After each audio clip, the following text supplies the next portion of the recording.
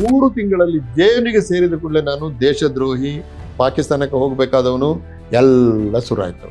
ಒಂದು kidney file ಆಗ್ತಾ ಇದೆ, ಯೂರಿನ್ ಕ್ರಿಯೇಟಿನೈನ್ 9 ಆಗಿತ್ತು, ಕಾಲೆಲ್ಲ ದಪ್ಪಾಗಿತ್ತು, ಮುಖ ಎಲ್ಲ ದಪ್ಪಾಗಿತ್ತು.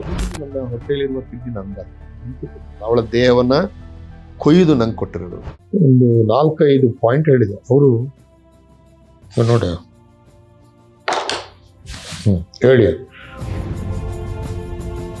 ನಮ್ಮ ಭಾಷೆಯಲ್ಲೇ ಅವರ ಹತ್ರ ಮಾತಾಡ, ನಮ್ಮವರು ನಮ್ಮ ಭಾಷೆ ಬಿಟ್ಟು ಅವರ ಭಾಷೆಯಲ್ಲೇ ಮಾತಾಡ. ನಮ್ಮ ಸಾಮಾನ್ಯ ಇಂಟರ್ಪ್ರಿಟೇಷನ್ ಹೆಂಗಂದ್ರೆ ಹಿಂದೂ ಮುಸ್ಲಿಂ ಗಲಾಟೆಯಾಗಿ ಮುಸ್ಲಿಮರು ನಾಶ ಮಾಡಿದ್ರು, ಕೇವಲ ಒಂದು ಜಾತಿಗೆ ಸೇರಿದವರಿಗೆ ಮೆಜಾರಿಟಿ, ಬ್ರಾಹ್ಮಿನ್ಸ್, ಬೇರೆಯವರಿಗೆ ರೆಪ್ರೆಸೆಂಟೇಷನ್ ಇಲ್ಲ.